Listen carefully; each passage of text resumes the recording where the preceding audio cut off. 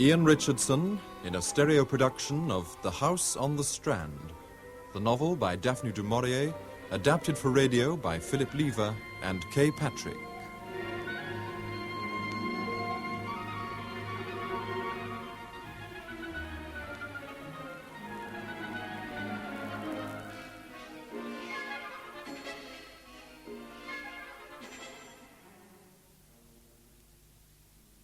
And I remember, what's his name, old Professor Marsh, accusing me of leading you into God knows what trouble.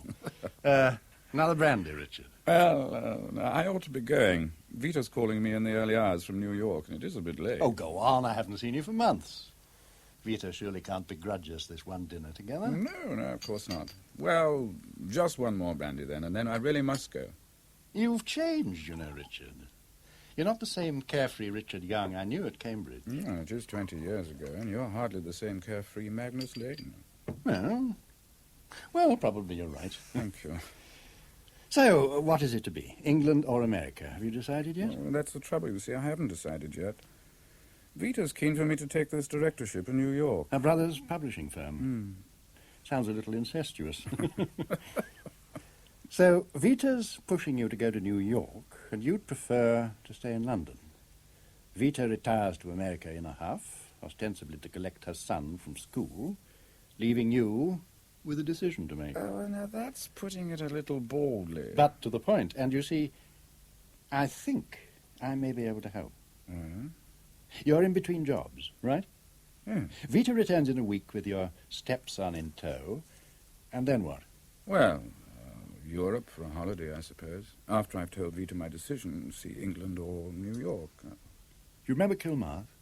My parents' old house? Yes. You used to like staying there? Yes, of course I remember it. It's a beautiful old house. Well, it's been standing empty since they died. Oh, the occasional visit from me, but that's all.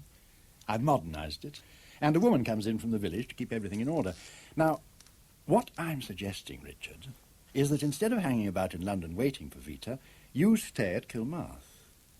Vita and Teddy can join you there, and, well, you can all stay as long as you like. It's tempting, Magnus. Only, well, you see, Vita's rather set her heart on the Mediterranean. I would have thought it was just what you both needed. Somewhere you can laze about in the sun. Good for the boy, too. Plenty of sailing. But most important of all, the peace you need, Richard, to come to a decision. After all, it'll be a big move. Oh. Surely even Vita can see that. Well, yes, of course you can. Good. So then you'll put it to her, will you? See what she says? Of course I will. It's extremely kind of you, Magnus. Oh, nonsense, dear boy. Come back for lunch tomorrow and we'll finalize arrangements. Right. Another brandy to celebrate? Well,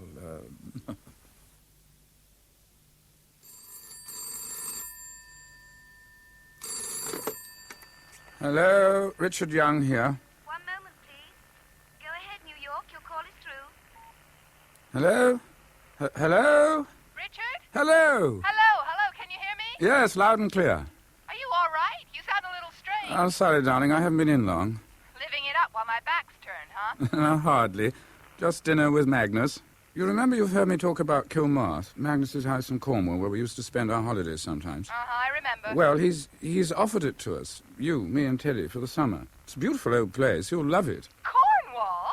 But we said Europe for summer. Yes, but... I told Bill and Diana we might see them in Nice. Oh, I've almost committed us, darling. You see, the thing is, I'd like to stay there. It's peaceful and it's quiet. And cold. And what about food? Oh, now, Vita, And listen. if it's that old, it'll be primitive. Vita, listen, Vita. It isn't primitive. Now, you just listen to me. I'll tell you about it. All right. Go ahead. Convince me. Good. I'm glad she's keen. Well, as I say, her major fear seems to have been that she might find it primitive. 3 years of marriage and the dishwasher means more to your conjugal life than the double bed I'm throwing in for good measure. I warned you it wouldn't last. The marriage, I mean, not the bed. Just a second. I'll turn that off. Your taste in music seems to have changed, Magnus. I don't recall you having much time for the romantics before. No. Science has provided all the romance I need. As a matter of fact, Richard, I've stumbled across something rather exciting. I thought I sensed something simmering underneath that calm exterior of yours. What is it? I've had what I think is a success with one particular piece of research. A combination of plant and chemical into a drug, which has an extraordinary effect on the brain. I thought all so-called hard drugs had that kind of effect. Well, the people who take them, mescaline or LSD or whatever, pass into a world of fantasy, don't they? Filled with exotic blooms and imagine they're in paradise. No, this was no fantasy world. You mean you've tried it yourself? Of course. And I repeat, this was no fantasy world I entered. It was very real indeed. What sort of world? The past. All your sins, do you mean? The evil deeds of your misspent youth? No, nothing personal at all. I was merely an observer, like a spectator at a play. I didn't take part. Well, the fact is that... No, I won't tell you what I saw. It would spoil the experiment for you. I'm sorry, I don't understand. I want you to try the drug yourself and see if it produces the same effect. Oh, no. We're not at Cambridge anymore. 20 years ago, I might have swallowed one of your concoctions and risked death, but not any longer. I'm not no. asking you to risk death. I'm asking you to give up 20 minutes, possibly an hour, of an idle afternoon before Vita and her son arrive by trying an experiment on yourself that may change the whole conception of time as we know it at present. Why me? Why not try it on your disciples in London University under proper conditions? Because it would be premature, and because I'm not prepared to risk telling anyone, not even my disciples, as you choose to call them. I intend to work on it in September when I come down to Kilmarth. I've converted the old laundry into a laboratory. Now, meanwhile, you're going to be alone in the house. You could at least try it once and report back. I need your help, Richard. You're the only one I can trust, the only one who'll understand. You must understand just how much this means to me. Will you do it, Richard? Will you help me? Oh, Vita's right. I never did learn how to say no to you, Magnus. Thank you. Now,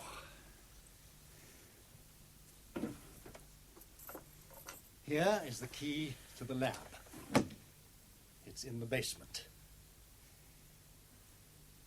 You remember the old laundry? Yes, I remember. Now listen carefully, this is very important. By the old sink is a cupboard. Okay. Inside you'll find 3 small bottles labelled A, B, and C. You drink 3 of the measures out of bottle A. Have you got it? Bottle A, 3 measures. Now, it could have a sudden effect, you know, no intervening stage, direct transition from one state to another. But no matter what you feel like, stay in the house, because you won't be aware of your body coming into contact with inanimate objects. There may possibly be a feeling of nausea, but nothing dangerous. But whatever you do, don't touch alcohol for at least 3 hours after taking the drug, and then go slow. I'm beginning to regret this already. Now, another thing. If you should meet a figure from the past... A figure? Yes, I know this sounds ridiculous, but you'll see. If you should do so, for heaven's sake, don't touch him.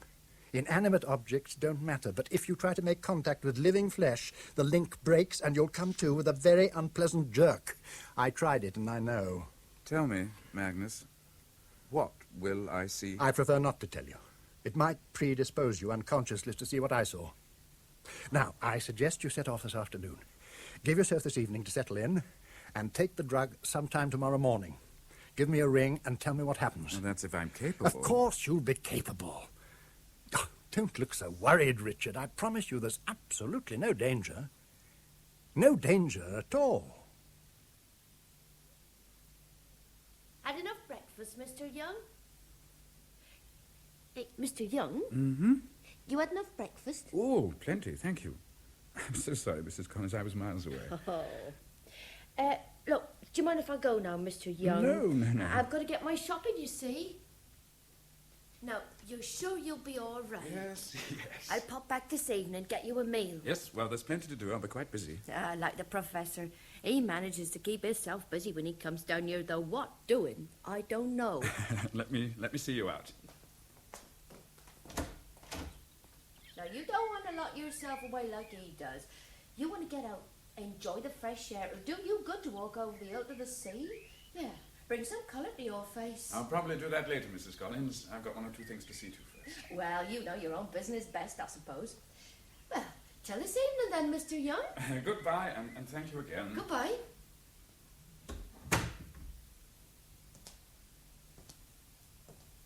Oh, well, no point in putting off the evil moment.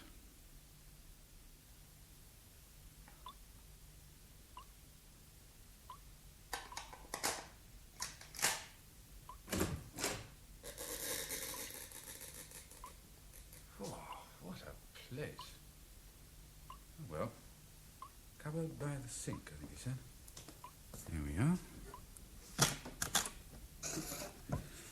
B. C. A. Now then, 3 measures. 1, 2, 3.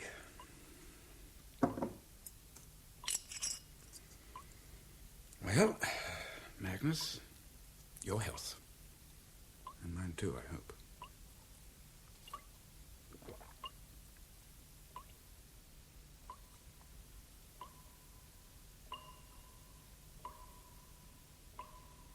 Nothing. Absolutely nothing. No nausea, numbness. Nothing. I feel cheated. Ooh. Well, no point in staying here, I suppose. Might as well take Mrs. Collins' advice.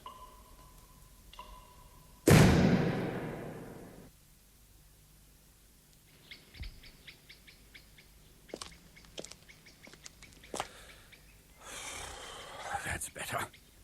The beach, I think. What the? Who the hell are you?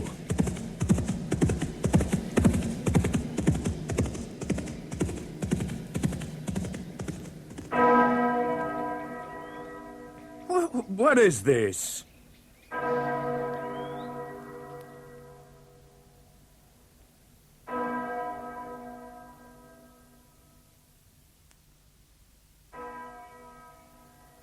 Greetings, Father Prior. Who are you? I rode over to see you. Are you well? I need rest, Roger. That is why you find me in bed. All the rest possible, to be in a fit state to receive the bishop. You've heard the news. Oh, there are always rumours. This was not a rumour. The bishop has already set out from Exeter and will be here on Monday, expecting hospitality and shelter for the night. Ah, His Grace times his visit well. Martinmas and fresh meat for his dinner. He'll sleep with his belly full. You've no cause to worry. But no cause to worry? You think I can control this unruly mob? What kind of impression will the monks make upon the new broom of a bishop primed as he is to sweep the diocese clean? They'll come to heel if you promise them reward for seemly behaviour. Keep in the good graces of Sir John Carmino, that's all that matters. Sir John is not easily fooled, and he has his own way to make with a foot in every camp. Our patron he may be, but he won't stand by me if it doesn't suit his ends. Sir Henry, as Lord of the Manor, will take precedence over Sir John on this occasion.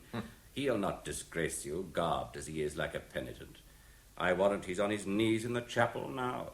As Sir Henry's steward, you should show more respect for him. Henry de Champernowne is a more faithful man of God than I. The spirit is willing, Father Prior, but the flesh... Best not to talk about the flesh before the bishop's visit. No, the reason I rode over was to tell you that the French ship is lying off Kilmarth. She'll be there for 2 more tides if you want to give me letters for her. Why, in the name of blessed Anthony, did you not say so at once? I can find nothing in this jumble. Why are my papers never in order? Why is Brother Jean never here when I require him? À votre service, Father Prior? Such promptness could be suspicious to a less trusting man than myself, Brother Jean. Pardon? Oh, never mind. My letters. I can't find my letters.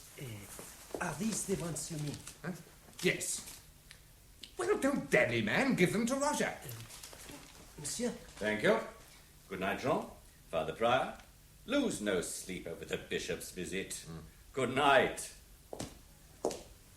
Hey, be careful. Look up, man. Can't you see?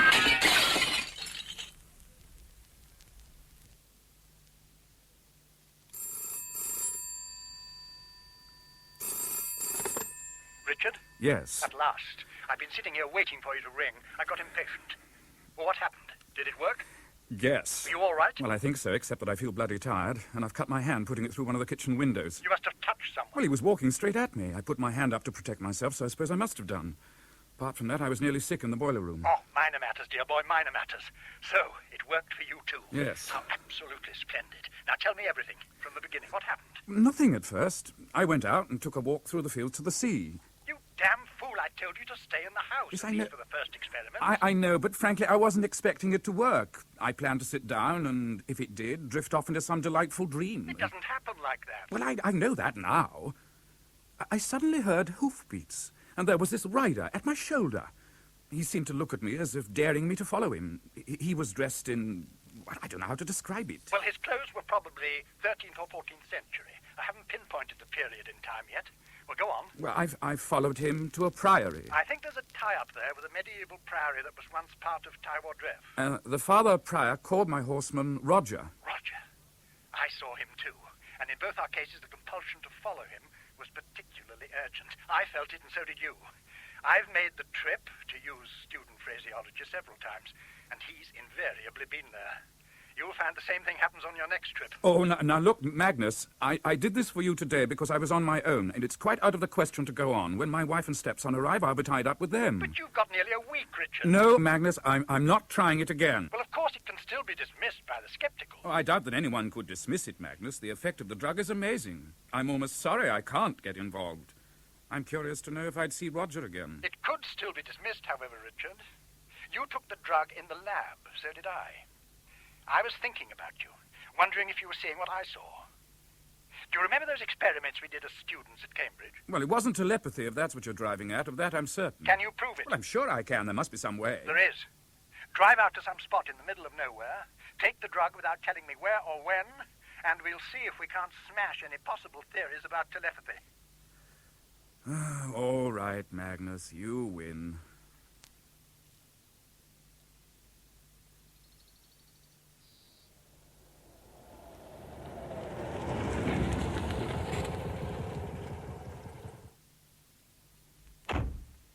Right, over there, I think, near the church.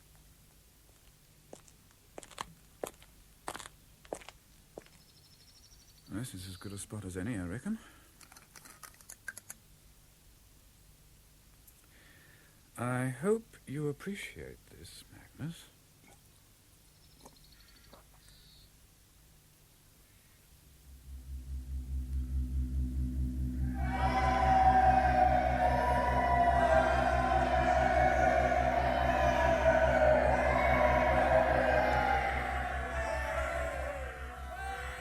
Mark my word, Brother Jean. The Lady Joanna de Champagnat will not wear paint on her face to meet His Grace the Bishop. No, but painted or plain, Sir John Carmineau will have her. Ah, here comes His Grace.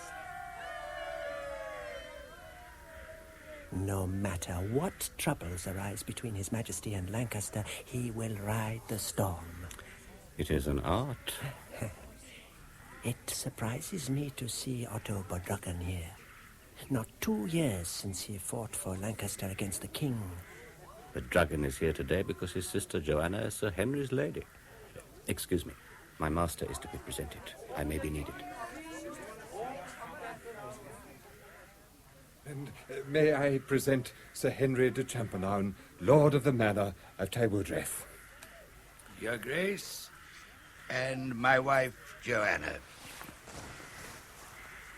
And now, Your Grace, our loved and respected patron, Sir John Carmineau of Bachanad, without whom we, in this priory, would have found ourselves hard-pressed for money in these troublous times. Your Grace, we are deeply honored to have you here amongst us. Your Grace, my brother, Sir Oliver Carmineau, one of His Majesty's commissioners, and his lady, Isolde. Isolde. She's the one I'd pick if fortune favored me. What? Oh. Yes, Brother Jean. And how long, I wonder, will she stay content within the walls of Carmineau? and keep a guard upon her thoughts from straying. I tell you one thing, Roger. Otto Bodragan has an eye to her. Roger, Lady Joanna. Sir Oliver and Lady Isolde lodge with us tonight. See if you can find them. I'm ready to leave now. My lady. And find Sir Henry, too. I don't know about Sir Henry, but the Lady Isolde is not far. Where? Over there, in the chapel doorway, in rather intimate conversation with Sir Otto Bodragan. I'll take a wager with you, Roger, on how long she'll keep that guard on her thoughts.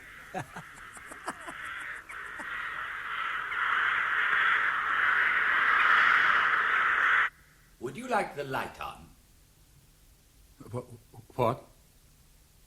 Oh, where? I saw you just now in the churchyard, looking as if you couldn't make up your mind whether to come in out of the rain. The rain? Well, now that you have, let me show you around.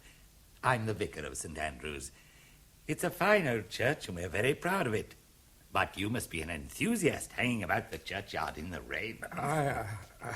I am interested, yes. Someone told me there'd been a priory here in former days. Oh, yes, that's been gone a long time. The buildings fell in after the dissolution of the monasteries in 1539. My interest goes back to before the dissolution of the monasteries. Oh, I understand. I've often wondered myself what it all looked like in former times. The priory was close by, you know. It was a French house attached to the Benedictine Abbey of St. Sergius and Bacchus in Angers. I believe most of the monks were French. Brother Jean. I beg your pardon? I was just wondering if you know anything about the lords of the manor in early times. Well, I might be able to help there.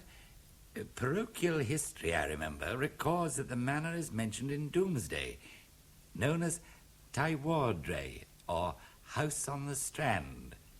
The last heiress, Isolde, sold it to the Champernownes in the 13th century. Isolde? Yes, I believe so.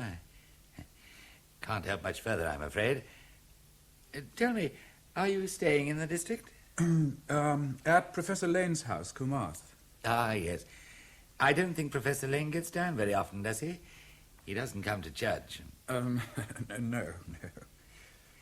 Well, if you feel like coming either to a service or just to wander around, you'll be most welcome. Thank you. Yes, it has stopped raining.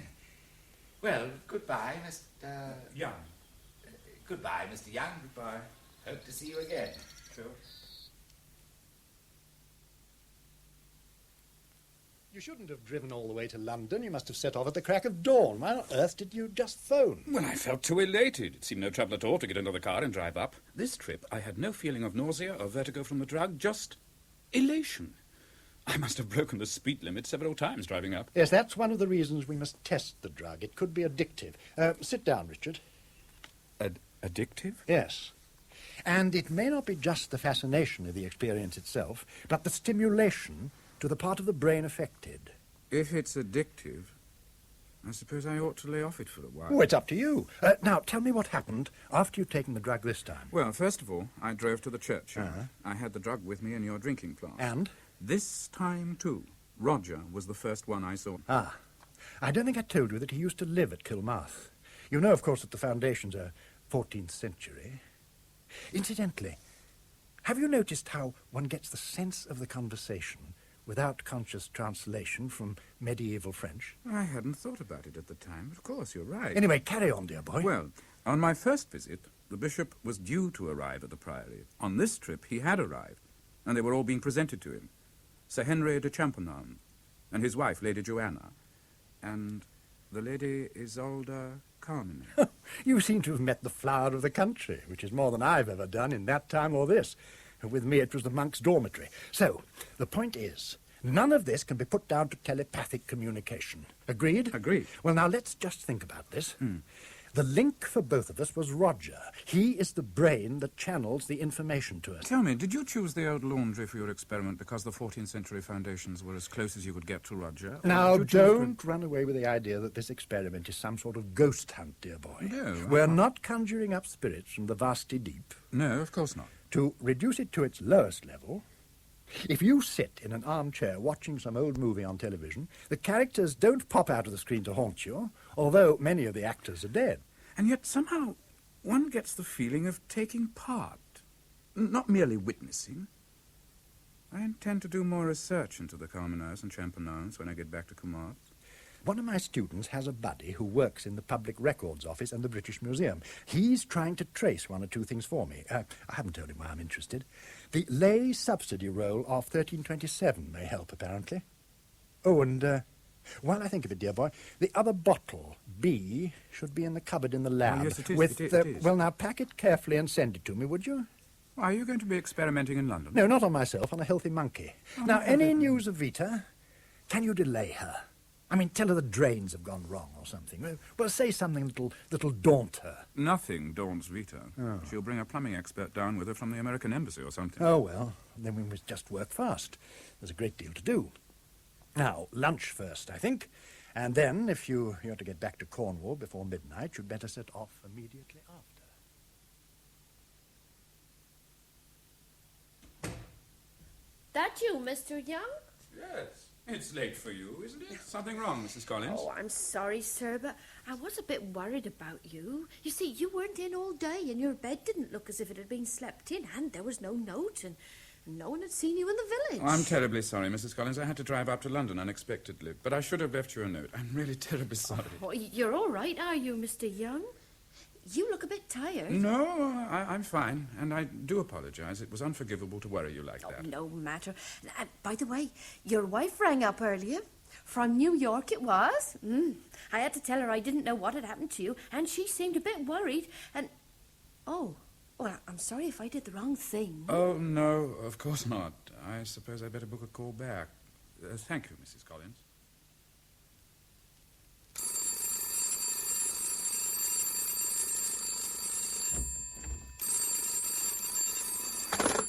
Hello, Richard Young here. We have that call to New York for you now, sir. Hold the line, please. Thank you. You're through now, New York. Hello, Vita. Are you all right, Richard? I spoke to some woman earlier. I could hardly understand a word she said, but it was something like you'd been missing all day. I was worried. That was Mrs. Collins, the lady from the village who looks after Kilmarth. I wasn't missing. I had to go to London for the day, and I'd forgotten to tell her. I had to see Magnus on business. Oh, so your professor's been putting you to work. That doesn't surprise me. What's he been making you do that's turned you into a performing seal? Oh, endless things turning out junk. I'll explain when I see you. That's why I phoned before. You'll be seeing me sooner than you expected. Oh? I'll be flying to London this evening. Bill and Diana have decided to visit London, and I'm flying with them. I'm bringing Teddy, of course. But that means you'll be here tomorrow afternoon. You needn't sound so enthusiastic. No, it's just that I'm not ready. Not ready? But you've been down there at least 3 days. Look, darling, I can't explain over the phone, but, well, frankly, we weren't expecting you till Monday. We? Is your professor there too? No, I mean Mrs. Collins and myself, of course. She only comes in the mornings. She'll be terribly put out if everything isn't absolutely straight, and you know what you're like.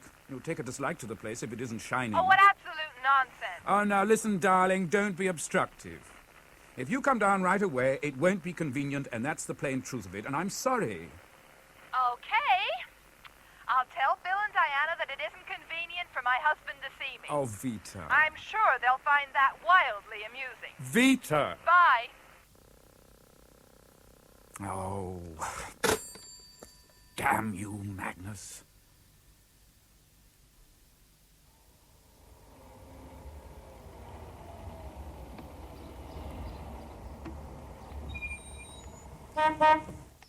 Come on.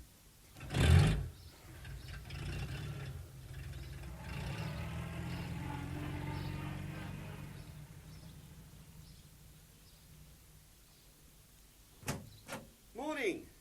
I think you can get past now. Sorry about the hold-up. The roads are rather narrow in this part of Cornwall, aren't they? Oh, not to worry. You did a fine job getting your caravan clear of the road. I'm used to it. I live here. Oh, Chapel Down. It's an unusual name for a house. Well, we decided to keep the name of the actual plot of ground. It's been Chapel Down for centuries. And the fields across the road are Chapel Park. Anything to do with the old priory? Priory? Well, what priory would that be? Well, it's mentioned in this book, The Visitations of Cornwall. Perhaps you can tell me if there's any old farmhouse in the valley that might have been a manor house in days gone by. Well, there's Trevenna up back behind us, but I've never heard that it was old. There's Trinadlin, of course, Trevarren up the valley near the railway tunnel. I believe that's, hundreds of years old, about 1705, they say. My book mentions that a place called Grattan used to be an old house. Grattan? Well, if it was, there's nothing but slate and rubble now. A name has something to do with burning, I believe. If you drive on a bit and park, there's a path opposite the turning to Stony Bridge that'll lead you to it. But you'll find nothing of interest for you. I don't suppose I will, except the view. Mostly trains. Not so many of those these days. You'll recognize the spot because of the entrance to the tunnel. That isn't far away. Thank you very much. You'll not find anything much of interest there, I promise you.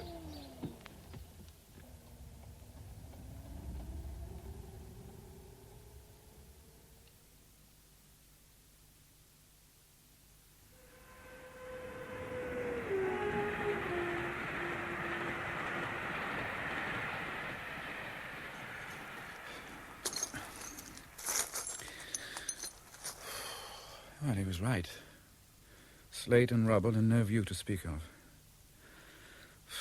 It's hot. Grattan. How you must have changed. I think I'll just sit a while. Wonder if I brought a flask. Just once more. One last look for Magnus.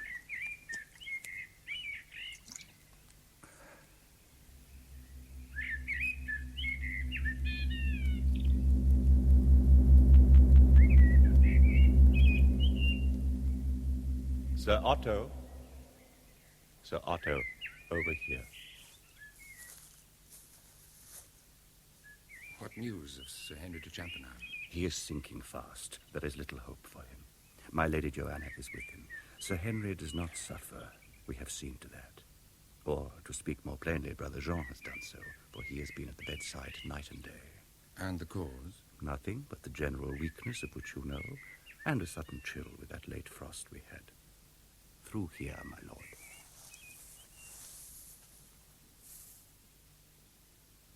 Otto, you are too late, I'm afraid. Sir Henry is dead. I'm very sorry, Joanna, that I could not be by your husband's side when he died. My ship was delayed. Have no fear. Brother Jean did all he could for him. My husband would be attended by no one else. But you have not greeted our other visitor. Lady Isolde. I did not see you in the shadows. It is good to see you again, Otto, even on so sad an occasion. I shall leave you to comfort one another. I have one or two things to organize.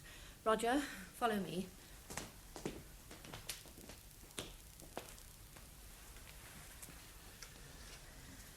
Sir John Carmino has not yet come, my lady. Nor likely to. I left the matter to his discretion. If he is premature in condolence, it might be thought overzealous on his part. The sooner this business is over, the better for all of us. It is only left for me to don the black veil of sorrow. Should I wear it covering my face, do you think, Roger? Unless you can weep at will. I have not wept since my wedding day. You'd better return to Otto and Isolde. I must see Brother Jean about one or two matters.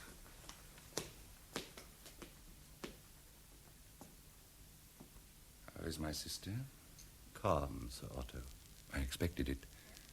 You are aware that Sir Henry's son William, being a minor, will forfeit his lands to the king until he attains his majority? I am, Sir Otto. As William's uncle by marriage, and therefore his legal guardian, I should be empowered to administer his estates with the king as overlord. But the circumstances are not ordinary, owing to the part I took in the so-called rebellion against His Majesty. Therefore, the escheator, acting for the minor and the king, is likely to be one held in greater esteem than myself. His cousin, Sir John Carmino, in all probability. In that event, I don't doubt that he will arrange matters smoothly for my sister, and she can perhaps afford to face the death of her husband with equanimity. I'm sure you must be right, my lord, but I'm afraid I don't understand such matters. Maybe not.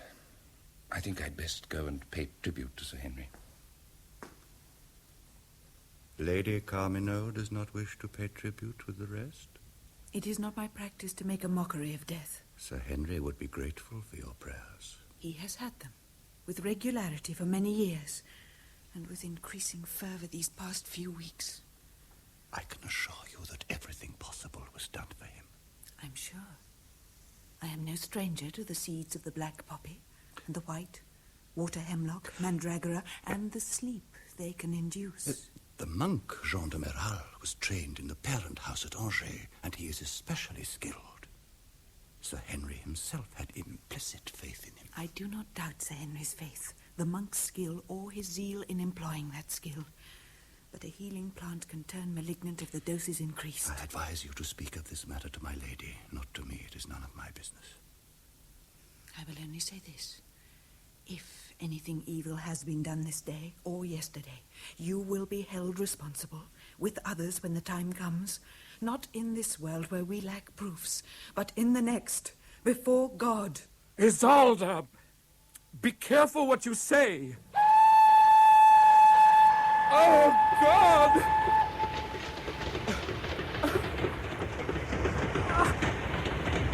How did I get... The car. I must get to the car.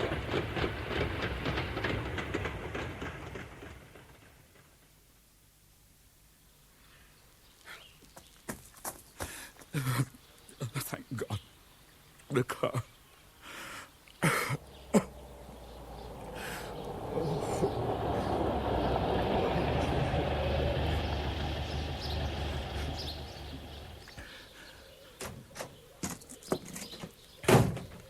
Are you all right?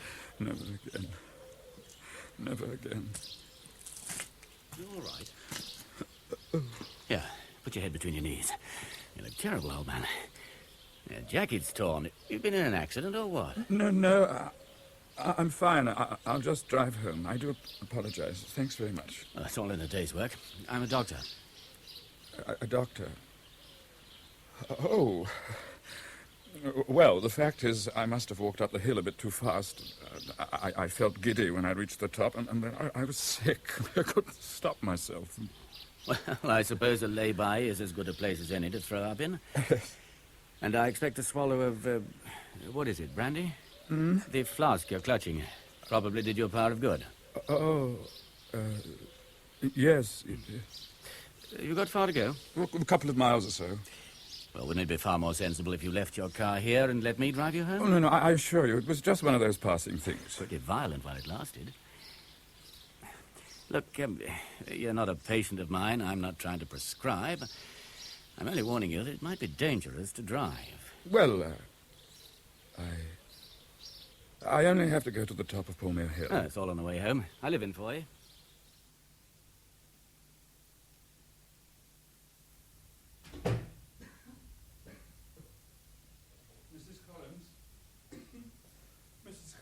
Hello, darling. Surprised to see me? Good God. Vita. You look terrible. Your jacket's in ruins. For heaven's sake, you might have warned me. When we spoke, you said you wouldn't be flying back yesterday. How long have you been here? Half an hour. Dick! Dick, hi! Hello. Hey, we rang and nobody answered. Then a lady came up on a bike, Mrs. Collins, I think, and let us in. Hey, Mom's mad at you. Go and finish unpacking, Teddy. Oh, but Mom, I want to talk to Dick. Hey, gee, you look awful, Dick. Go and unpack. You can talk to him later. Oh, all right. Well. Yes? After you've changed, I suggest you join me in the dining room. I'll get Mrs. Collins to make coffee.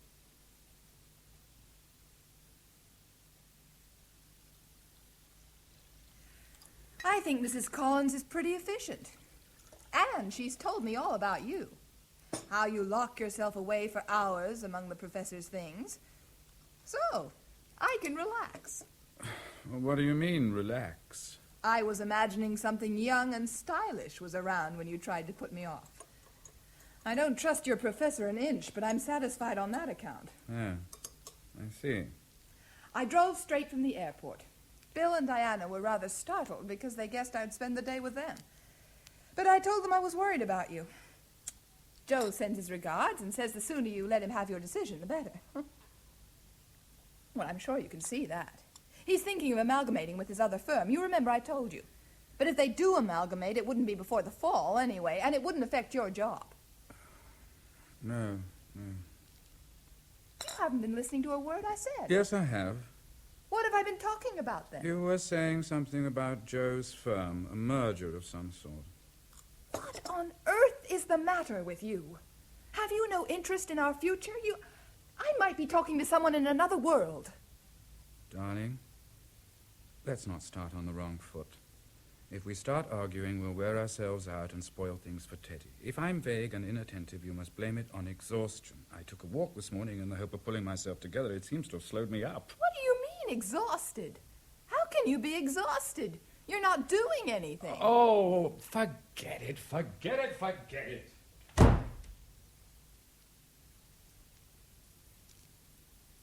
Look, Magnus, I'm phoning from the bedroom. I have to keep my voice down. Vita's arrived. I thought she wasn't due until next Monday. Today's Wednesday. Well, she's come earlier, worried about me or something. Well, did you manage to make another trip before she arrived? How do you feel? Jaded. I came to find myself practically on the railway line near the tunnel with a train rushing past. It was a place called Grattan. Yes, I warned you about that kind of danger, didn't I? Yes. It's always present. No warning system with the brain under the drug. But even more worrying, I'm getting confused. I find it hard to tell where reality starts and ends. The figures are so vivid. Otto the Dragon and Isolde. She is beautiful, Magnus. Compared to the other woman, her dress is plain. No wimple, just a jeweled fillet crowning golden hair. And her voice. Confusion? Now that's fascinating. Do you know what? I've a good mind to join you so that we can go on our next trip together. I'd like to take a look at this Isolde Comino. She sounds worth seeing. She's Dragon's girl, not ours. Listen, Magnus, on this trip, Sir Henry had died. Must have been a gap of months since my last visit. Roger seems involved in it, some kind of foul play. Foul play? Now listen to this. Found by my researcher friend. You remember I mentioned him? Yes. It's an order about the body of Sir Henry de Champernowne from the bishop. He forbids exhumation of the body. He says that no one should afford any help, counsel, or favor for such an exhumation or removal. I wish I understood all the underlying jealousies and rivalries. It's like half reading a story and not being allowed to read to the end. It's strange, but that other world seems more vivid to me somehow than my own. I know. By the way, how's the monkey? Dead. Dead? I killed him on purpose. I have work to do on his brain cells and the effects of the drug. Oh, it was all quite scientific. There's no need to get upset. I'm upset because of the risk you seem prepared to take with my brain cells. Your brain's different, my dear boy. You can take a lot more punishment yet. Richard! It's Victor. I'll call you again when I can. Will you take another trip, Richard? This weekend? I'll try. I must go now. Oh, here you are. What are you hiding here for? I was just phoning Magnus. Oh, for heaven's sakes, can he leave you alone for 2 minutes? Look what I found! Look what I found! Hi, Dick! What's this horrible thing? Christ, what the hell have you been up to? I wasn't doing anything. There are some rooms in the basement, and the key was in the lock. You've been... There's a dark little room full of bottles, Mom. And there's something like a dead kitten in one of them, and this monkey's head or whatever it is. Did you break anything or touch anything else? No. If I catch you anywhere near that room again, I'll murder you. Dick! If you'd come next week as you were supposed to, Vita, this would never have happened. Why, you're shaking.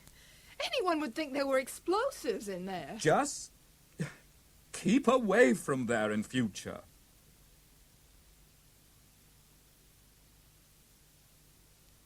So, I just don't know what to make of it, Diana. I've never heard him speak to Teddy like he did yesterday. The poor boy's very upset. And Richard doesn't look at all well. Very, hollow-eyed. He says he's been sleeping badly. Well, honey, it's a good thing you joined him there. A husband on the loose is a husband on the prowl, as I told you before. I've had experience with Bill. Oh, Bill. Well, we all know Bill can't be trusted out of your sight. Well, let's just hope that darn professor hasn't been putting Dick up to something. I don't trust that man.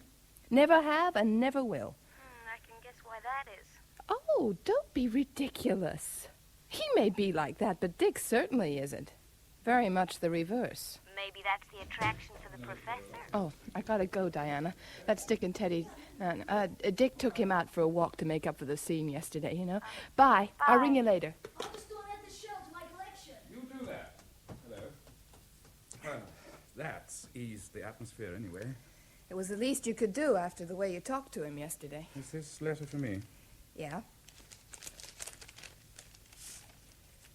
You know, darling, I'm going to love it here. And it's so wonderful to be together. Well, aren't you going to tell me what's in that letter you find so engrossing? Oh, nothing. Just a piece of research I was interested in. Research? What about? Let me see. Sir John Carmino? Mm-hmm. Well, I can't make sense of this. What does it say? That Sir John acted as a tutor for the estates of Sir Henry of Champernowne, and that Lady Joanna will be free to marry whomsoever she likes, and that Sir Otto Bodrugan has lost. Lost? Well, don't look so depressed by it. When did all this happen, for God's sake? In the reign of Edward III, 1312 to 1377. Well, why on earth should you care what happened then? Oh, Richard.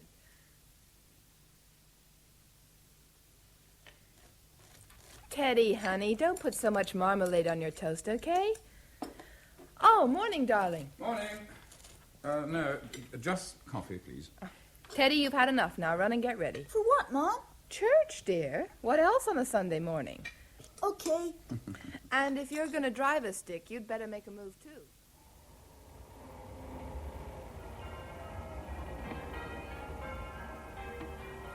What will you do while we're in church? Drive a little, perhaps leave the car and walk. I'll be back to pick you up, don't worry. Have fun. Okay. Bye. Bye. Bye.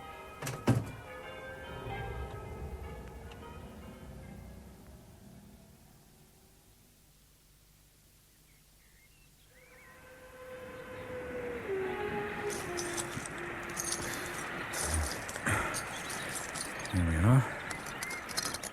Grattan. Here's to Isolde.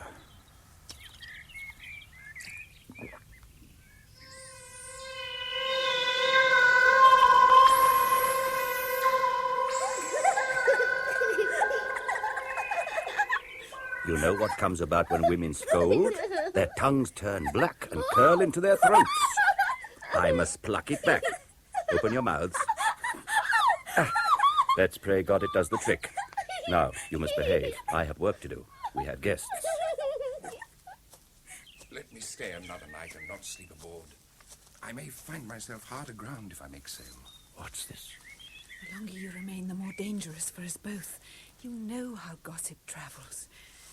To come here anyway was madness, with the vessel well known. There's nothing to that. I come frequently to the bay and to this river. It was pure chance that brought you here as well. It was not, and you know it very well. The steward brought you my letter telling you I should be here. Roger is a trusty messenger. With my sister Joanna away at Trelawney, this seemed a safe chance meeting place. A risk worth taking. Worth taking, yes. But I do not trust the steward as you do, and you know my reasons. He keeps our meeting secret for the time because it pleases him. One word to my husband and we'd be lost. Oliver is in London. Malice travels with every wind that blows. Oliver cares not a jot if I live or die. He has women wherever he goes. But his pride would never brook a faithless wife.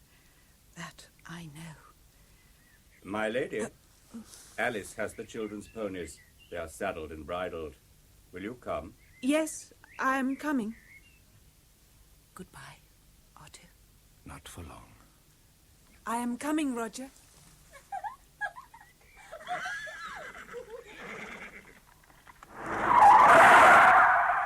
Look where you're going! Wandering across the road like that, you'll get yourself killed, man!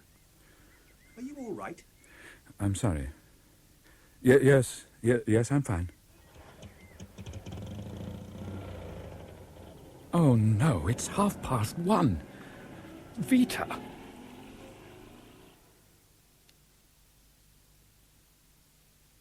I'm sorry, darling. I can't keep saying that, but the car broke down. I'm most frightfully sorry. I wouldn't have had this happen for the world. I can believe it. I'm sorry. I seem to have spoilt your weekend for you. What do you mean? This telegram came for you while you were out. From your professor, naturally. Wired from Cambridge. It reads, "Have a good trip this weekend. Hope your girl turns up. He says, what? Shall be thinking of you. Greetings, Magnus." Now listen, Vita, that telegram is a complete joke, a leg pull on the part of Magnus. Don't make an absolute idiot of yourself by taking it seriously. Look, I've been honest with you. I've been helping him with 1 or 2 bits of research, and this telegram is just his way of wishing me luck. You're not a scientist. What sort of research can you possibly do? And that telegram hardly reads like a serious scientific document. Look, Vita, it was a complete joke. I'm not interested in the professor or his jokes. You share so many of them and keep me out that I'm past caring. Oh, for God's sake, you're behaving like every well-worn joke about wives I've ever heard. The simplest thing to do would be to ring up Magnus first thing in the morning and tell him you're filing a divorce suit because you suspect me of waiting to meet up with some scrubber at Land's End. He'll howl his head off. All right. What were you really doing this morning while we were in church? I've told you, mooching about in a derelict quarry. It has connections with an old manor house, and Magnus and I happen to be interested in the site. Then I couldn't start the car, which I'd parked rather awkwardly in a ditch. It's news to me that your professor is an historian as well as a scientist. Good news, don't you think? Makes a change from all those embryos in bottles. I encourage it. You encourage him in everything. That's why he makes use of you. Oh, God. While you were scrabbling about in that quarry for your precious professor, I've been busy too. Bill and Diana phoned. They're just crazy to see the house, so I suggested they put off their visit to Dublin for 48 hours and motor down to see us for lunch and so stay the night. They jumped at the idea. Oh, my God, Vita. I'm glad you're pleased. No, you're right, Vita. American policy is changing there. Bill rather hoped to get the embassy, but they gave it to Peters. Remember him, Vita? Oh, do I? Surely he doesn't even know that country exists. No, a diplomat's job is not an easy one. Of course, there's nothing like moving to a new country for giving you new interests in life. Well, you'll know what I mean, Richard. Aren't you going into partnership with Joe? That's wonderful. It's not settled. There's still a lot to be discussed. Well, naturally. I mean, you can't decide on a flick of a coin, but what an opportunity. His firm is on the crest of a wave right now, and you'd never regret it. Especially as I gather you've nothing really to lose this side. No special ties. Of course, Vita would make a home anywhere. She has the knack. And with an apartment in New York and a weekend place in the country, you'd lead a very full life together with plenty of opportunities for travel thrown in. Come and look at the view, Diana. It looks great by moonlight. What? Oh, yeah, sure. Won't be long, boys. Behave now. Hey, look, don't think I'm butting in, but, you know how girls talk. You got Vita worried. She told Diana you'd blown cool over the idea of coming to the States, and she can't figure out why. Women always think the worst. You know, I met this girl in Madrid. Diana was in the Bahamas at the time with her parents, and I was just crazy about her. 19 she was, and a real peach. Of course, we both knew it couldn't last. She had a job at the embassy there, and Diana was due back in London when her vacation was over. I was so wild about the kid, I felt like cutting my throat when we said goodbye. However, I survived, and so did she, and I haven't seen her since. If you think I've got to go around the corner, you couldn't be more wrong. Oh, well, that's fine, just fine. I wouldn't blame you if you had, as long as you kept it quiet from Vita. Right. Now then, anyone for more drinks? Have a nice chat, boys? Fine, just fine. Hey, look here, let me help you with those drinks, Vita. It's a beautiful place, isn't it? Yes. Your professor is very lucky. Talk to me, Dick. I want to know all about your brilliant friend. What's he like as a man? How did you meet him? Hey, Teddy told me there was a room locked up in the basement here full of monkeys' heads. How deliciously creepy. Tell me, Dick. There's a quarter of bourbon left in the bottle, and it's all yours. I'm for bed. Dick? Would you excuse me, please? I see what you mean, Vida. He looks ghastly.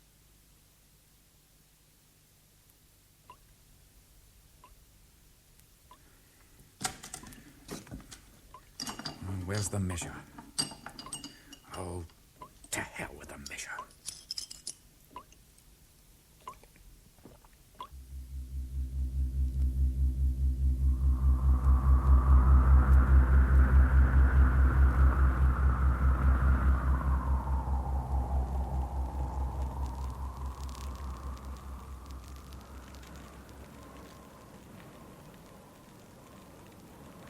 Be impossible to leave him here, Lady Joanna.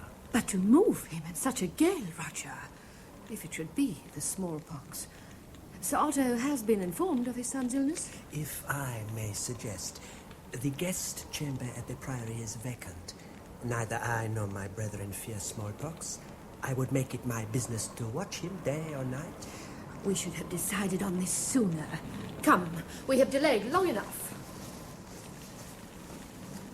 What's your skill on this occasion?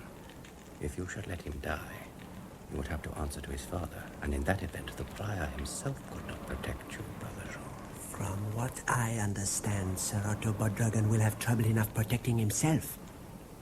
You know, Sir Oliver Carmino lay at Buckingham last night and left at dawn, telling none of his servants his destination.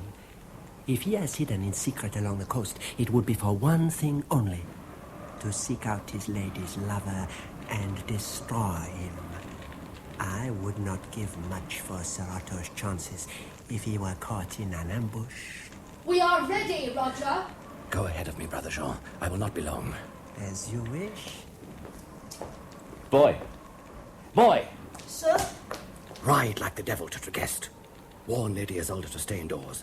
The Dragon was to have sailed here to the creek tonight, but he'll not venture in this gale. For God's sake, ride like the devil. I will. Roger!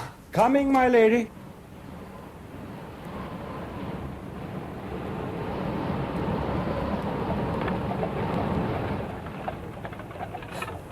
Isn't that my brother's ship in the bay, Roger? Yes, my lady. And there's Sir Otto. I must warn him. Sir Otto! Who are those men? Oh, stop the chariot! It's an ambush! Oh, can he not see? Roger, come back! I will not become involved! Sir Otto, for God's sake, run! Sir Otto, behind you! Take care! Run, for God's sake, Sir Otto. My lady! No, my lady! Isolde. Let me go, Roger! Otto! My love! Oh, no! No! Otto!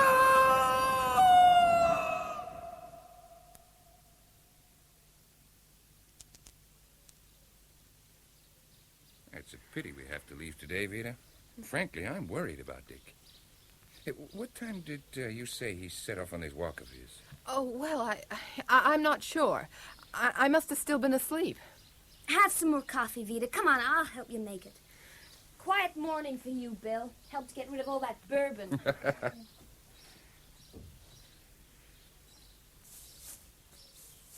Ah, Dick. Hi, Dick, over here. Ah, you're a sly one, slinking off into the early hours for this walk. Hey, say, you look a bit off. Are you all right? As a matter of fact, I've just witnessed a most appalling crime. What on earth? I felt I needed some air, so I took the car down to a place I know near the estuary, and the boat went aground. It was blowing damn hard, and the chap aboard and his crew had to take the dinghy. They made the opposite shore all right, and this appalling thing then happened. These thugs, these bloody thugs on the opposite shore. The chap in the boat didn't have a chance. My God, how terrible. Hey, hadn't you better call the police? Police? It's not a job for the police. It's this chap's son I'm thinking of. He's ill and someone will have to tell him. But good God, Dick, it's your duty to inform the police. This is murder. And you say you know the chap who was drowned and his son. What? No, I mean, I've heard people talk of the family.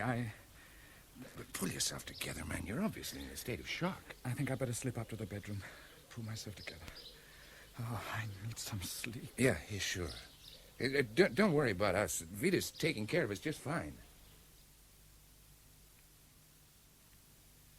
And I was mortified. Staying upstairs all morning, not even coming down to say goodbye to Bill and Diana. What on earth is the matter with you these days? I don't understand. I'm very sorry, Vita. Bourbon allergy combined with shellfish. By the way, Bill said to tell you that he'll be listening to the radio and reading the papers in Ireland to see what's happening here in Cornwall. Make sense to you? Well, he means the weather, I suppose.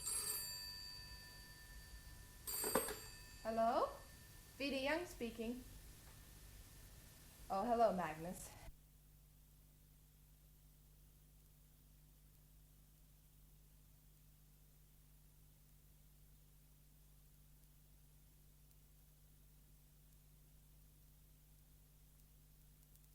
It's his house, after all. You'll have more fun entertaining your friend than you had putting up with mine. Vita says, of course. Well, I'll let you know about the train later. Have you been on a trip recently? Yes. I went to Gretton again. With ill effect? As a matter of fact, I'm feeling pretty lousy. Something I ate or drank disagreed with me.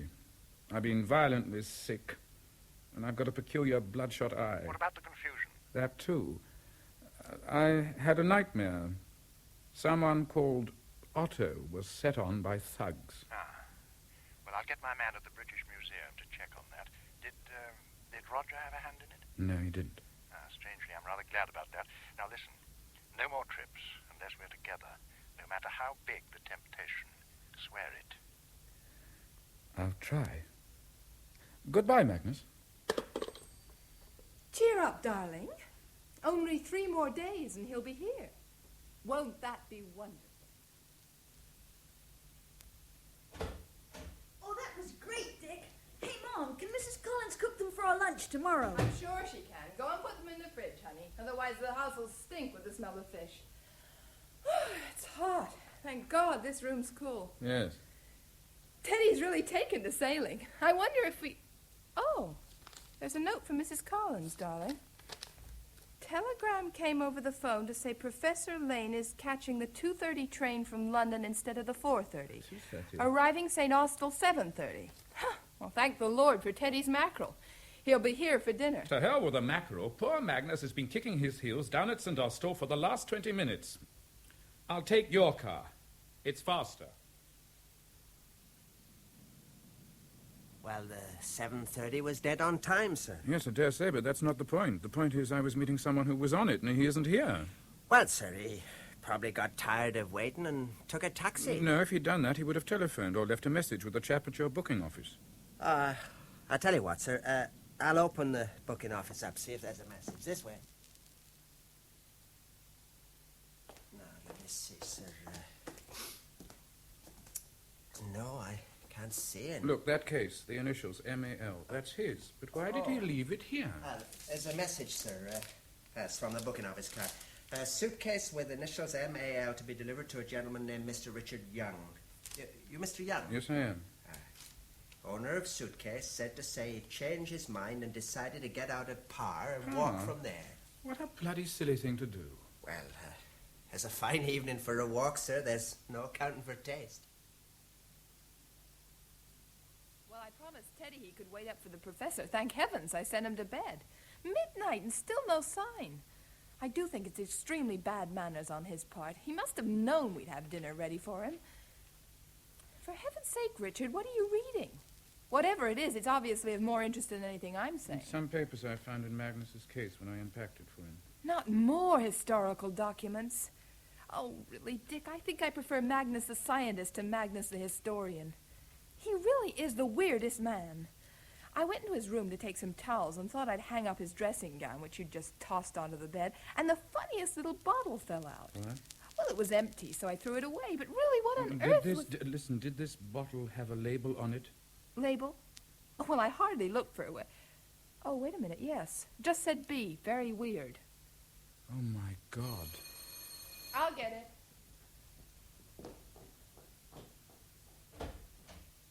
Good evening, Mrs. Young. Yes? As Inspector Parsons, the idea. Why don't I have a word with Mr. Young? Oh, certainly. Won't you come in? Richard, there's a police inspector to see you. It's about Professor Lane, sir.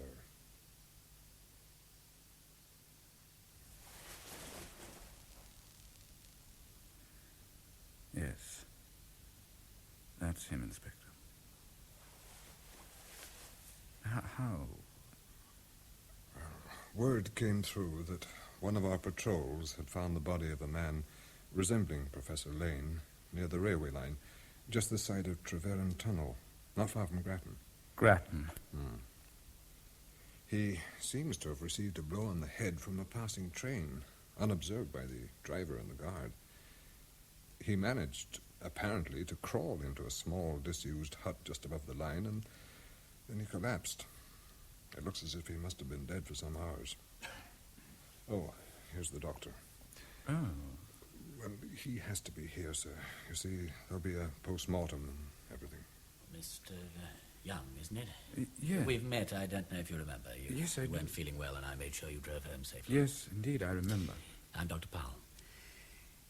If it's any consolation, he couldn't have lived long after receiving a blow like that.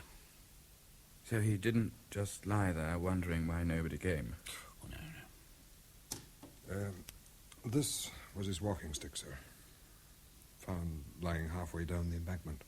Yes, it's one of many that he had.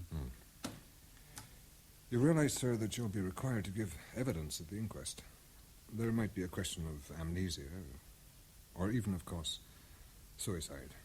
I mean, how could a grown man walk into a train and not see it? Darling? Darling, some tea. Oh, thank you. How are you feeling now, darling? Oh, I'm all right. It's all over now, darling. The post-mortem and the inquest. Now you must just forget it. It really was extraordinarily generous of the professor to leave you Kilmarth. What do you intend to do with it? When we go to America? Oh, for God's sake, Vita, can't you just leave it alone for once? Well, somebody's got to decide something. You just lie there staring at Magnus' walking stick and that letter they found on him. I don't think I can stand much more, Dick. Something's going on, and I don't know what it is. I'm trying to understand. But no matter what the coroner said, I don't believe that the professor just walked into that train or that he slipped on the bank and fell because he was so involved with some historical survey he didn't see the train. You and I both knew Magnus. He was so alert. You heard the inquest. There's no other possible explanation. Nothing was found in the post-mortem to give any suspicion. For God's of sake, anything what's that's behind this? Did you have some secret pact between you both that he would kill himself? Magnus died accidentally walking into a freight train as it was going into a tunnel. Now, for God's sake, accept that and leave me in peace. Yes! Will. So that you can drool over that damn letter again. You keep your secret! Oh. Magnus. Dear Dick, I'm writing this in the train. And it will probably be illegible. There's probably no need to write at all, and by the time you receive it, we shall have had an uproarious evening together. I write as a safety measure. My findings to date are pretty conclusive that we are onto something of prime importance regarding the brain. The particular cells I've been working on, which I will call the memory box, store not only our own memories, but habits of the earlier brain pattern we inherit. With the use of a drug, the inherited older pattern takes over and becomes dominant. By the way, I enclose an account of Otto Bodruggen's death. Poor Isolde.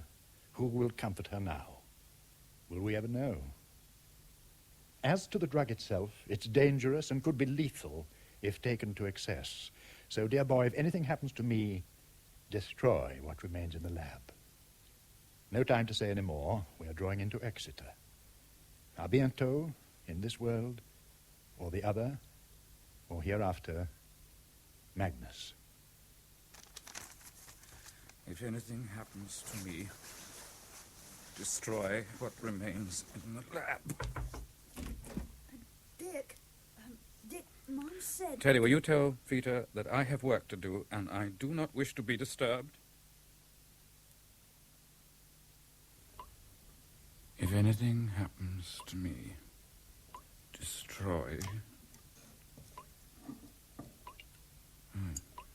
Only seed left. It must be destroyed.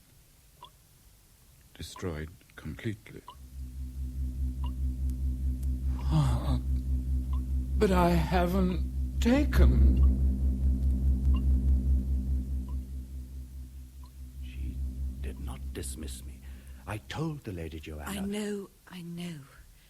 And now she may threaten harm to you and this whole place. I would not have it thus. But think of your brother. Little Robbie must come to no harm. He has grown to love you, even as I do. Any further suffering that may come my way, I can bear alone. If I have brought dishonor on two houses, my husband's and Otto Bedragon's, which doubtless will be said about me down the years, I will not do the same to yours. I should leave. I should never have taken shelter here from my husband's anger. This was my father's farm, and will be Robbie's when I die. And had you sheltered here for one night only, and not 15, you would have lent grace enough to last through centuries. 15 nights. And on each one of them, since I've been with you, I have stood looking out across the sea to Chapel Point, remembering that his ship would anchor there. Part of me died with him, Roger, the day they killed him, and I think you know it. Yes, I've always known it. If I've given you cause to believe otherwise, forgive me. Roger, Kilmarth! Joanna! Have no fear. My lady. In all the 10 years you served my household, you never thought to bid me welcome here? So this is the retreat. And snug enough, no doubt, on a winter's night, apart from the smell of beasts. How do you do, Isolde? I had heard you had fled here. I do very well, as you see. I have lived better here and had more kindness in 2 weeks than in many months or years before. I don't doubt it. Tell me, do both brothers share you here before the hearth? Why, you... Roger! Not as yet. The elder is too proud. The younger too shy. My protestations of affection fall upon deaf ears. What do you want of me, Joanna? I bring you a message from your brother. He has heard of the flight from your husband's house, and the disgrace that this has brought to our family and yours. He offers you the chance to retire to the nunnery of Cornworthy in Devon. I am told the air is mild at Cornworthy. The nuns there live to a great age. There is a second course. To remain here, as drab to my one-time steward. But I warn you, the parish might serve you as they recently served a tenant of mine, and have you riding to do penance on the back of a black ram. What do you say? We could mount one of you on a ram and the other on a ewe and have them jog-trot together. Bitch! You bitch! I'll kill you! Leave her alone! Oh, stop it, Richard! Stop it! Stop it! Oh, my God! Vita, darling! Oh, my God! Oh, come on, Teddy! Vita! Phone. I must phone.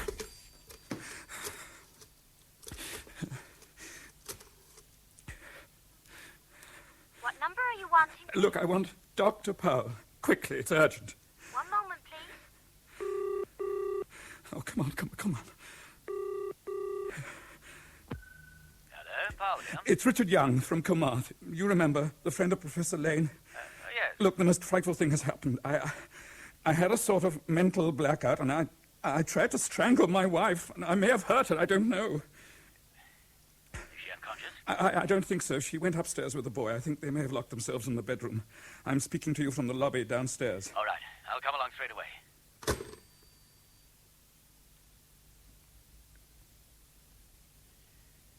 Well, everything's under control.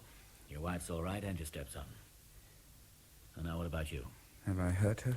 Slight bruising on the neck, nothing more. She insists you were fighting drunk and didn't know what you were doing, but it was a pretty grim experience. She says you don't usually drink. I wasn't drunk. What are you on? On? What drug? That's just it. I don't know. Something Professor Lane gave you. Yes. Was he on the same drug when he walked into that train? Yes, he was. But the frightening thing was, I hadn't taken any this time. It just happened. Yeah. I ought to get you to hospital for observation. Oh, no, please, no. On one condition. That you let me attend you and give me whatever's left of the drug so that I can have it analyzed. Downstairs in the lab. In a bottle marked C. Yeah. Well, now I'm going to sedate you. When you come round, we'll discuss whether or not you should go to hospital. Now, this won't hurt you. Don't tell Vita. She disliked Magnus. And if she knew this, she'd dislike him even more. So don't tell her, will you? Don't tell Vita.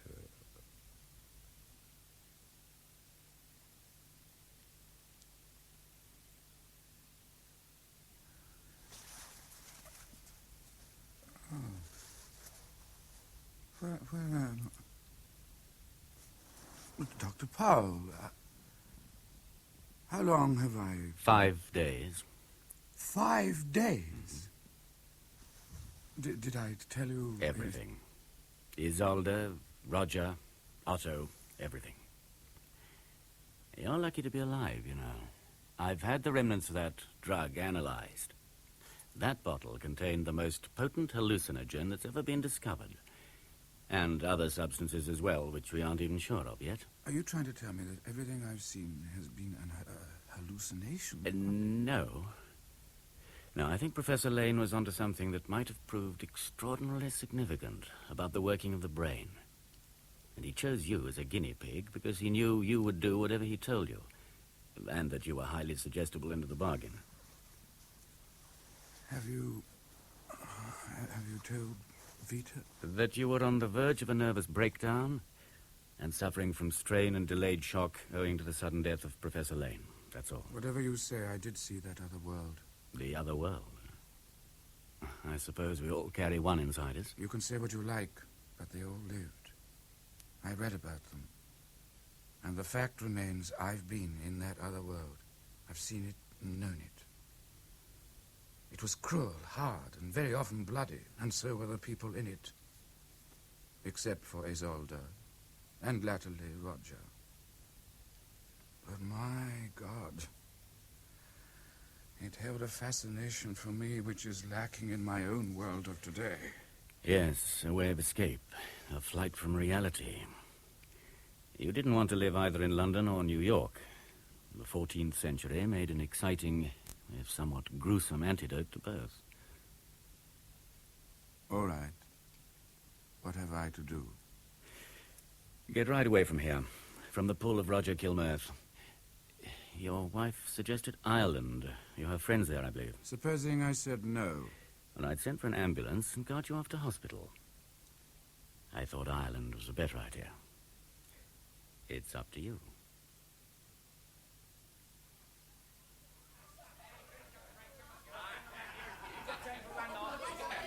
I hope we aren't going to find ourselves beside that crowd in the plane. Mom! Mom! Not so loud, Teddy. Oh, look what you've Teddy, done. why don't you sit down and keep quiet, boy? Here you are, Dick. I'll pick it up for you. Thank you. It's a nice stick, isn't it? Yes. Those must be the initials of Magnus' father around the top. Oh, Dick, the top's loose. Did you know? Would you give it to hadn't- me? It's meant to be loose. Oh, I'm sorry, Rita. I didn't mean it's it. all right, darling. Look, I must rush off to the gents. If they call the flight, go ahead and get in the seats in front. If I'm caught in the mob, I'll find myself a seat in the back, and we can change places after takeoff. As long as you two are together. Now, here, take the boarding car. No, I'll hang on to mine just in case. Oh, Dick, honestly, you might have gone before. You're sorry. worse than Teddy. I'm sorry, but nature calls.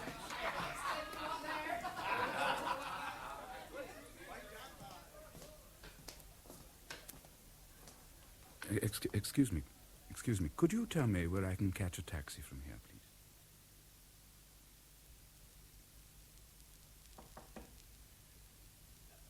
I thought you'd be here. As I passed Kilmarth, I spotted the front door open. Did Vita phone you? No, I rang the airport to see if you'd boarded. They said no. Then I knew where you'd be. Here at Kilmarth, where it all began. You sound as though you expected me to do this. I knew there was a risk. But I wanted to give you a chance just to see if you could make it, instead of going by the rules. Which say? Put your addict inside once he's well and truly hooked. Have you taken some more of the drug? Yes. I thought you'd given me all that was left in bottle C. I did. Only Magnus had some with him. He kept it here, in the head of his cane. It's hollow, you see? And that was the rest of bottle B. I think I should tell you that we've discovered that the drug contains a substance of some toxicity that could seriously affect the central nervous system, possibly leading to paralysis. I have the full report here, Mr. Young. Mr. Young.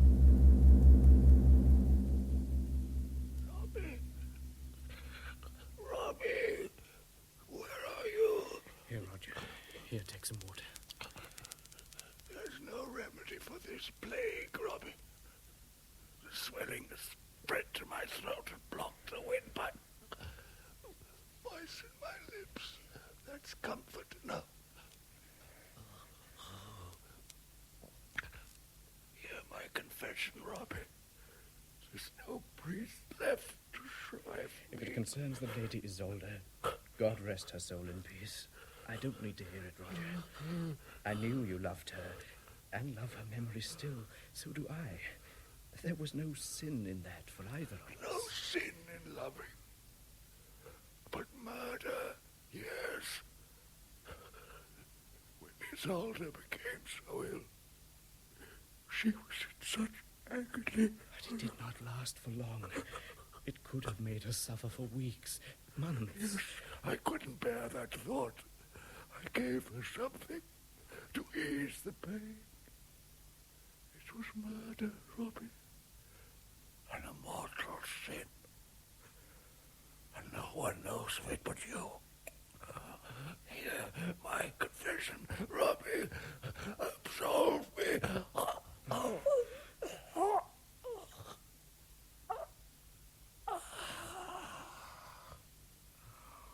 Go forth, O Christian soul, out of this world. In the name of the Father Almighty who created thee, in the name of Jesus Christ, the Son of the living God.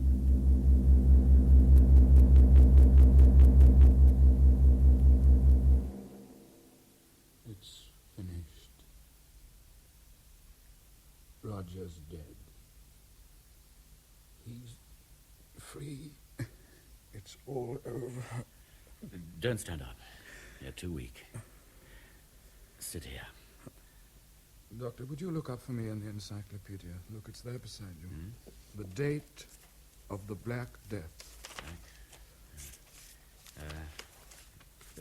1348. Endemic in the Far East. They've had a number of cases in Vietnam. Have they? Well, I've just seen what it did in Tiberdreth 600 years ago. So, there's no more temptation. Roger is free, and so am I. Now, before I put that call through to Vita in Ireland, suppose you repeat what you were telling me about the drug. I'm afraid I didn't hear what you said. Well, there's no point now. I burnt the report with the flame from my lighter when you were on your knees reciting that prayer for the dying. That's no answer. It's all you're going to get. Oh, that'll be Vita. Now for the countdown. Shall I tell her I got locked in the gents and I'll join her tomorrow? It would be wiser if you told her you hope to join her later, perhaps in a few weeks' time, if you're lucky. But that's absurd. There's nothing to hold me back. I've told you, it's all over. I'm free. Answer the phone.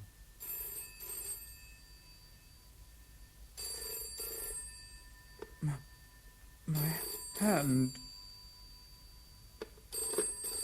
I can't seem to. Paul, I can't. Dick? Dick? Are you there? Dick? Hello?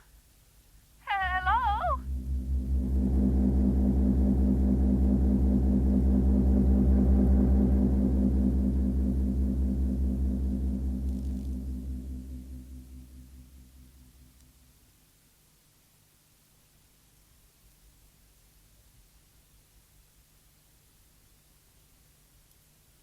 In The House on the Strand, the novel by Daphne du Maurier, adapted for radio by Philip Lever and Kay Patrick, Richard Young was played by Ian Richardson, Magnus Lane by Richard Herndl, Vita Young by Bonnie Hurren, and Roger by David March.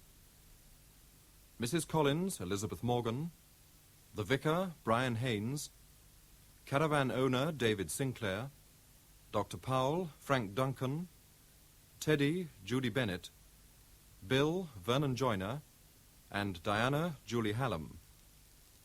Father Prior, Manning Wilson, Brother Jean, Anthony Hall, the Lady Joanna, Elizabeth Morgan, Sir Otto, Vernon Joyner, the Lady Isolde, Rosalind Shanks, and Robbie, David Timpson.